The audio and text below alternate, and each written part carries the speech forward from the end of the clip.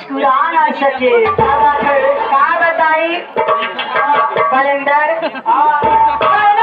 मिली तो सालों को खुशी मिली थी, मुस्कुरा ना सके।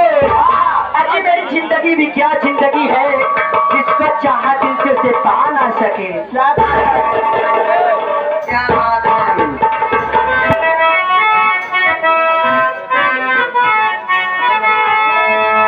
मैंने तुझे चाहा किसी और, मैंने तुझे चाहा किसी और।